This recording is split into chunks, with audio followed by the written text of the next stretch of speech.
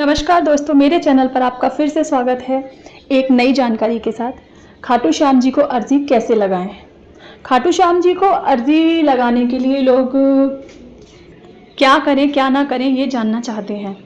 इसी के बारे में मैं आपको कुछ बातें बताऊंगी कि आपको बाबा को अर्जी कैसे लगानी है। खाटू श्याम जी को अर्जी मुख्यतः लोग अपनी किसी बहुत बड़ी मनोकामना को पूरा करने के लिए लगाते हैं और अर्जी लगाने के लिए कुछ सामान की ज़रूरत पड़ती है, जैसा कि मैं आपको बताने वाली हूँ। अर्जी लगाने से जुड़ी कुछ महत्वपूर्ण बातें ये हैं कि आप अर्जी बार बार ना लगाएं। जब तक आपका एक काम पूरा ना हो जाए तब तक आप दोबारा बाबा को अर्जी ना लगाएं, इस बात का आप खास ख्याल रखें। तो अर्जी आपको कैसे लगानी है उसके लिए मैं आपको बताती हूँ, आगे वीडियो में बने रहें। इसके लिए आपको एक लाल या पीले रंग का 1.25 मीटर कपड़ा लेना होगा, एकदम नया, और साथ ही एक सूखा नारियल जटाओं वाला, एक लाल रंग का पेन बिल्कुल नया जो कि एक बार भी इस्तेमाल ना किया गया हो, यानी जब आप पेन खरीदते हैं तो खरीदते वक्त भी उसे चलाकर ना देखें, इतना नया पेन आपको लेना है। एक सफ़ेद कोरा कागज़ जिस पर आपको अपनी अरदास लिखनी है, अपनी अर्जी लिखनी है, कम से कम शब्दों में। कोशिश करें 2 लाइन में आपकी अर्जी लिख जाए।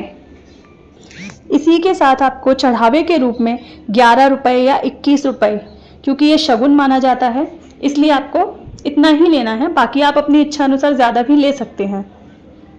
5 तरह की मेवा, अगर हो सके तो एक एक टुकड़ा 5 तरह की मेवा का लें, और अगर नहीं है तो आप मिश्री या शक्कर के कुछ दाने भी इसमें रख सकते हैं। एक गुलाब का फूल और थोड़ा सा इत्र जो कि श्याम बाबा को बहुत प्रिय है। ये सारी चीज़ें आप इकट्ठी करें। उसके बाद लाल या पीले कपड़े के अंदर सूखे हुए नारियल को कलावा के साथ लपेटकर 7 बार कलावा लपेटें और उसको उस कपड़े में रखें। उसके बाद आपने जो अरदास लिखी है लाल पेन से पेपर पर, उसे फोल्ड करके आप उसी कपड़े के अंदर रखें।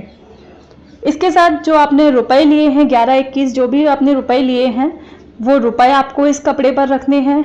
आपकी 5 तरह की मेवा, मिश्री, शक्कर जो भी आपने लिया है वो आपको इसमें रखना है। गुलाब का फूल आपको बाबा को चढ़ाना है, इसमें आप ये ना रखें। इसी के साथ आप अपनी पोटली को सूत या कलावे से बांध लें। उसके बाद जो इत्र लिया था आपने, उस इत्र को आपको इस पोटली पर ऊपर से डाल देना है, यानी पूरी पोटली पर इत्र छिड़क देना है।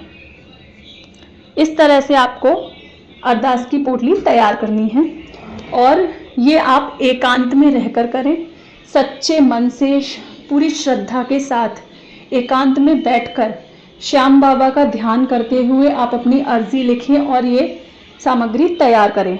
इस तरह से आप अपनी अर्जी की पोटली तैयार करें और फिर उसके बाद आप किसी श्याम मंदिर में जाकर पुजारी जी के हाथों या फिर जहाँ भी आप अर्जी लगाई जाती हो मंदिर में, वहाँ जाकर ये पोटली श्याम बाबा को समर्पित कर दें और वहाँ मन ही मन आपने जो अरदास पेपर पर लिखी है वो बाबा से कहें। इस तरह से बाबा को अर्जी लगाई जाती है।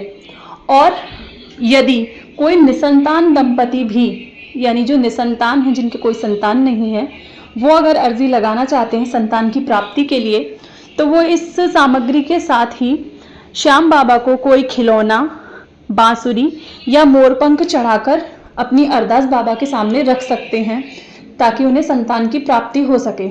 ऐसा किया जाता है ज़्यादातर लोगों में, तो मैंने सोचा आपको मैं ये भी बता देती हूँ।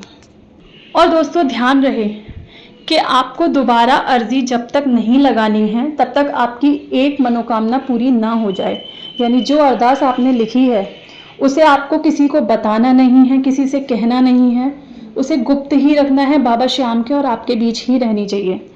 इस बात का आप खास ख्याल रखें और जब आपकी ये अरदास पूरी हो जाती है उसके बाद ही आप कोई दूसरी अर्जी लगाएं, अदरवाइज जब तक आप कोई दूसरी अरदास ना करें।